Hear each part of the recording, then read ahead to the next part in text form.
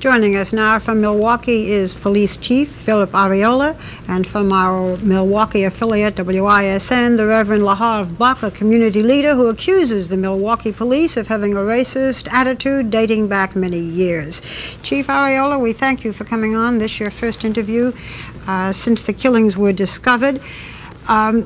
You're the man in the middle. Members of the minority community have said that this was a crime with racist overtones, say your police force is racist. On the other hand, tonight the police union had a vote of no confidence in you, even though it's not binding, because you fired 3 white policemen. You're damned if you do, you're damned if you don't.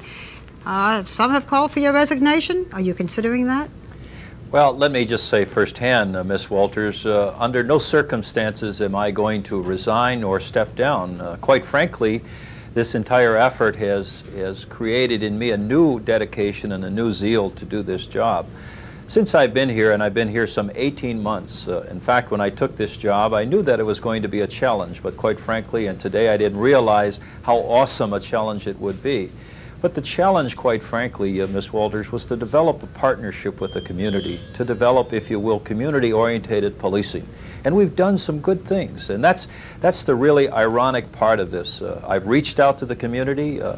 You know, and let me clear up one thing first of all. You indicated that these officers have been fired. They have not. No, they were suspended. That's suspended, not fired. Yes, yeah. Yes. But in the last 18 months or so, we've improved our recruiting efforts as a result of some direct intervention on my part and also the Fire and Police Commission.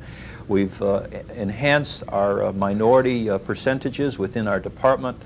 We've had 4 community policing forums. We've really tried to develop this partnership, and we were on the verge, I thought, of really doing something great for the city in terms of strong police-community relations. But then came the night of July the 22nd, and that terrible tragedy, and at that time, even though it was a tragedy involving the loss of many lives, I felt comfortable in that the investigation was going on as well as I could have expected.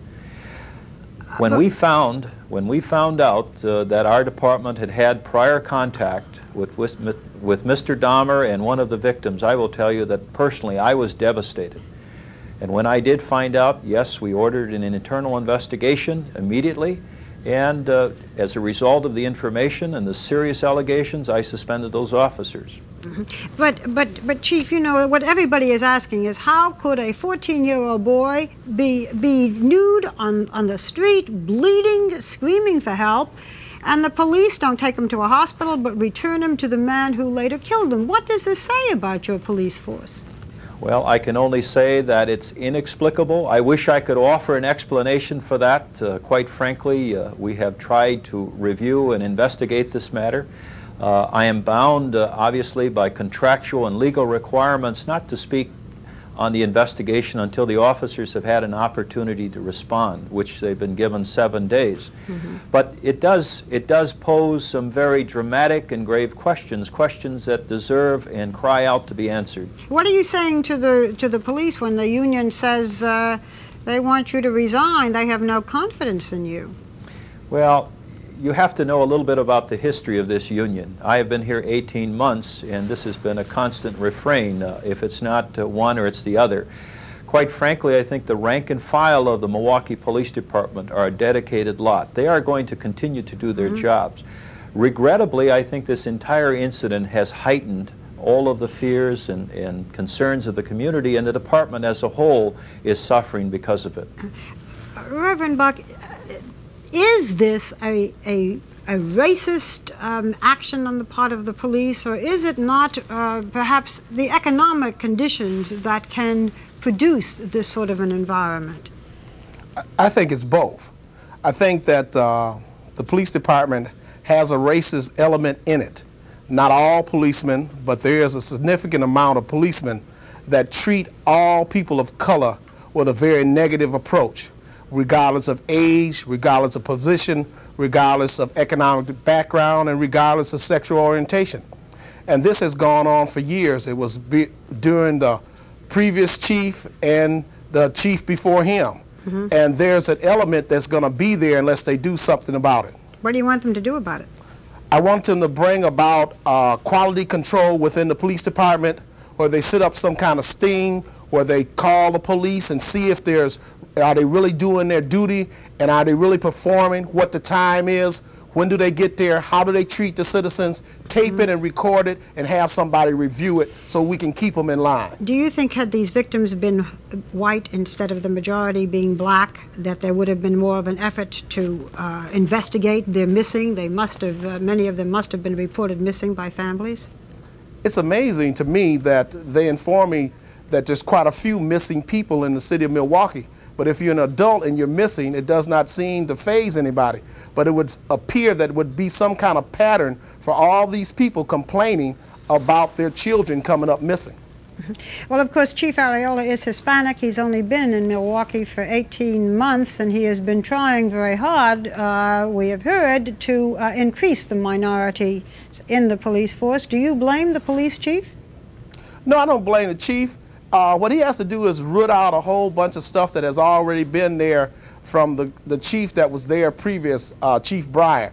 And there's an element of Breyer's boys still there raising hell down in the lieutenant, sergeant, and captain's ranks. And we need to get that racism that Breyer had the police department against the community. We need community policing from the top to the bottom so it reaches the foot patrolmen, not just the chief. The chief is trying his best. Chief Arriola, what do you say? How are you going to bring about this healing?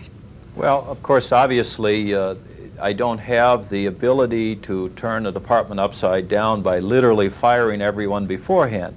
But let me say that we've done quite a few things within the department already. In fact, we have raised minorities to the ranks of command structure so that they can begin to have an impact. I've sent 90% of our command structure to a staff and command school which has a good portion of humanity and diversity training within it. The ironic part about it, of course, is that we're involved in an evolutionary process, and perhaps now we need a revolutionary process. Do you mind, for example, or do you think it confuses the issue when someone from the outside, like Jesse Jackson, comes into town and participates in a demonstration? Would you rather outsiders didn't come in?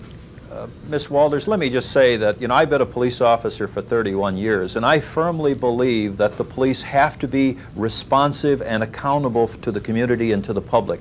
In fact, Reverend Buck and I were at Reverend Jackson's event, and I was uplifted, quite frankly, that when I went in there, the community, and I have to say that there must have been 2,000, I'm just guesstimating, and they literally stood up and supported me. Now that gives me a mandate that the community wants to be served, and it's my job to ensure that this department is accountable to that community. Finally, Chief, can you tell us anything about the condition now of Jeffrey Dahmer, how he's being held, whatever insight you can give us without stepping over the legal bounds? Well, as his attorney has indicated, he's presently being held at the county jail.